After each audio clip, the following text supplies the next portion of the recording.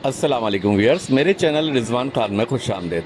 तो व्यूअर्स, सबसे पहले मैं रिक्वेस्ट करूंगा जिन्होंने मेरा चैनल अभी तक सब्सक्राइब नहीं किया, मेरे इस चैनल को सब्सक्राइब करें ताकि मैं इस चैनल पर आपके लिए डिफरेंट टॉपिक पर मुख्तलिफ इंटरेस्टिंग वीडियोस अपलोड करता रहूं।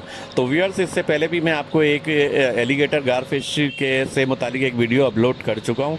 तो उसमें आपने देखा था कि जिनकी मैंने वीडियो बनाई थी उन्होंने बहुत छोटे एक्वेरियम में एलिगेटर गार फिश रखी थी और वो लेंथ पकड़ ली थी, तो वो एक्वेरियम में सर्वाइव नहीं कर पाएगी।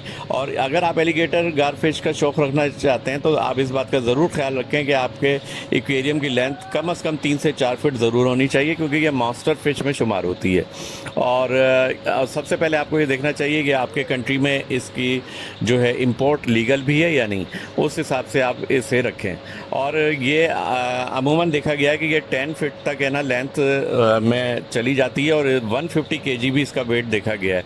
और नॉर्मली ये एक्वेरियम में 6.5 फीट तक भी गई है और 50 केजी आमतौर पर इसका वेट ऑब्जर्व किया गया है। ये बहुत ही हार्ड फिश है और अनफेवरेबल एनवायरनमेंट में भी सर्वाइव कर लेती है। और इसे आपको फिश फीड के साथ साथ लाइव फूड मीट वगैरह भी देना पड़ेगा ताकि इसकी ग्रोथ प्रॉपर हो और इसकी कलर डार्क हो। तो उम्मीद है आपको मेरी आज की वीडियो पसंद आई होगी। अगर मेरी आपको आज की वीडियो पसंद आई हो तो बराए मेहरबानी लाइक ज़रूर करें और मेरे इस चैनल को सब्सक्राइब करें।